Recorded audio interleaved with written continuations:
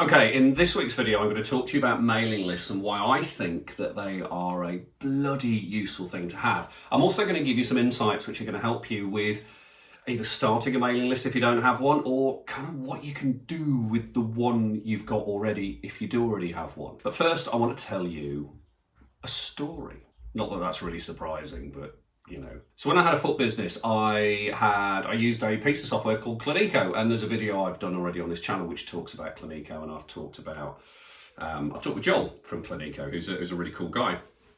And the great thing about Clinico is it has a link to a thing called MailChimp. MailChimp is a CRM system, or a customer relations management system. It basically handles all your outgoing email if you want it to. And the cool thing about Clinico is when you put new patient details into a system or update the details of the system with an email, what happens is it transfers that across to MailChimp, as long as you set it up and tick all the boxes and do all the stuff on the settings. And what that means is that you have a really good marketing system in place. Now, I never used mine. I was a bit of a pain in the backside, really, and I just didn't touch it.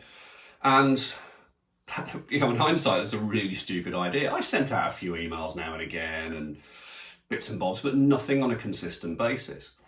And in May of 2018, this thing called GDPR came in, so the European Data Protection Regulation came in. And there was a whole conversation coming up before that about how we had to be really careful with data and there'll be fines and all this kind of stuff. And, you'll find out more about it online than you will from this video. And I did what I thought was right at the time. And first of all, I actually emailed out to people and said, I'm going to mail you, I'm going to give you some details, but if you don't want to receive those details, you can unsubscribe here. And I did that, and I got a few unsubscribes, unsurprisingly. But what I did then was I looked at my email list and realised I wasn't particularly using it. So I took a big view. In order to prevent any kind of hassle with GDPR, I actually deleted my entire marketing database from MailChimp. I actually just said, no, I'm going to get rid of it. And I put a post on my blog at the time. I put a post on my Facebook page as well, and basically said, this is why I'm deleting it. I don't use it for marketing. What I'm going to do instead is I'll keep in touch with you with the details I have on the clinical system if there's something clinically I need to be in touch with. But otherwise, I'm not going to market to you. And I deleted the entire database. And if I'm honest, that was a really silly move. But at the time, I thought it was the right thing to do. And it was a good example of where I was with kind of my knowledge about the importance of mailing lists. I had kind of taken myself down a route where I thought that mailing lists weren't important, and really I was wrong. And what I'm going to do is talk to you now about why I was wrong and what I think you should be doing. So the big thing about email lists is that people feel they're not relevant, but actually they are still massively relevant. And there's a good reason for this. An email comes through to your personal email inbox. So it could come through to your phone, it could come through to your computer, it could come through to your tablet, but it comes through to you. It's a very, very personal thing. It's like a letter coming through your door. When you're on a Facebook page, like a Facebook business page, and somebody posts, say, if I'm the owner of a Facebook business page and I post on it, the chances are that only a very, very small group of people are going to see it unless I pay to do it, unless I actually pay for paid advertising or boost a post. With email, the rates of people getting that communication are much, much higher. So Facebook business page, for example, maybe 1, 2, maybe 3% will actually see that. On email, you could have open rates of 30, 40, 50% plus. Depends on the email, depends on your relationship with the person you're sending the email to. But the difference between 1, 2, and 3% and 30 to 50% are quite noticeable. And that personal connection is really important. And it's really important because any communications that you are trying to have with your potential clients is all about know, like, and trust. And what email does is it helps you to build on the know, like, and trust. It helps you to really build that relationship and that rapport and that connection that in the future, if they haven't bought from you already, but in the future, they're going to know that you're the person who can help them with their problem. As long as you've taken the time to actually talk to them about those things and actually have a relationship with them over email. Now, in terms of setup, so many out there. Google is your friend on this. Go and search, CRM system, CRM free if you want. MailChimp is the one which pops up quite a lot, but there are so many more out there. And I've tried a few over the years, and some have got benefits over the others. But really the most important thing is not what you use, it's what you do with that information. It's how you manage the information, and it's what you put in the emails. And part of that important stuff is around the tagging. It's around having a database and segregating it. It's around knowing what people are interested in at different points. Are people interested in a particular treatment? Cool. You tag them and mark them with that so they can get any information about that thing. Are they interested in something else? Cool, tag them in that so they can get information about that sort of thing. Are they just interested in you, genuinely and generically? Cool, you can tag them in that. But you can monitor the interactions with people, and you can see what they're interested in, and you can help to give them more of the stuff which they want and which they love, and less of the stuff which they don't want. It's very, very good at managing that personal relationship. But probably the major thing for me is it's about your voice. It's about the way you communicate with people.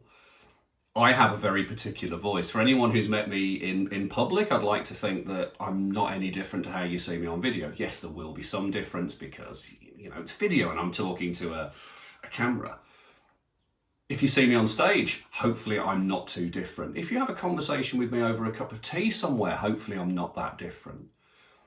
So the way I am and my voice has to be put across in my emails. And it's the same with you when you're talking to your clients.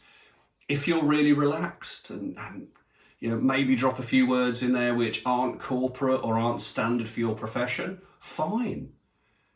Just have to be yourself in those communications.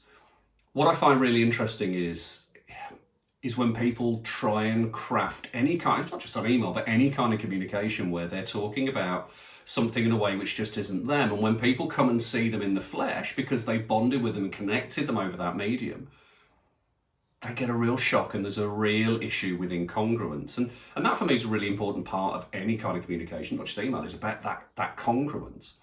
So it's finding your voice and it's sticking to it. I will say now that I have a real issue with email newsletters. I am not a fan of email newsletters. And there's a couple of reasons why I'm not a fan of email newsletters. I don't like the format. I find that it's very impersonal. A newsletter is a bit like a free piece of post which comes through your door at home, a pre-packaged letter which is marked to the owner.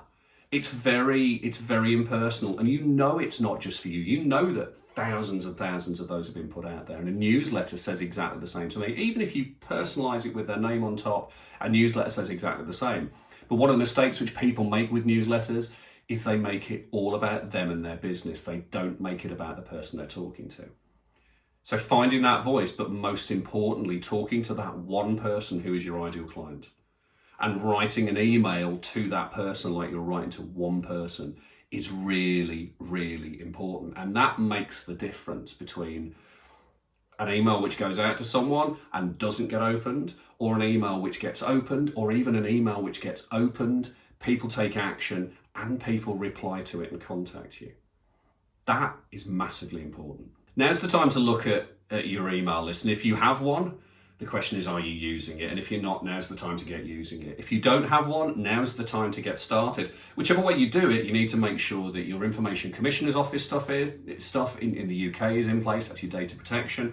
Your GDPR, if you're in Europe or trade with Europe, is in place.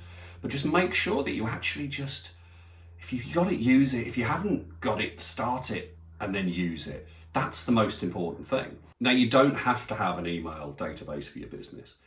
My personal view is it's essential. And if I think back to 2018, when I deleted my marketing database as part of my foot business, what was I thinking? I thought I was doing it out of care. I thought I was trying to be nice and fair to my patients. And actually, I was robbing them of an opportunity to hear about ways in which I could help them, in which I could help them get better, in which I could help their friends, their family, their community to get better.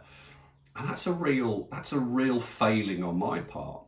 And I don't want people to make that mistake. I want people to learn from the mistake that I've made. Having an email list, having an email database and talking to them regularly means that you can communicate with your ideal client on a regular basis, and it really helps you to serve them.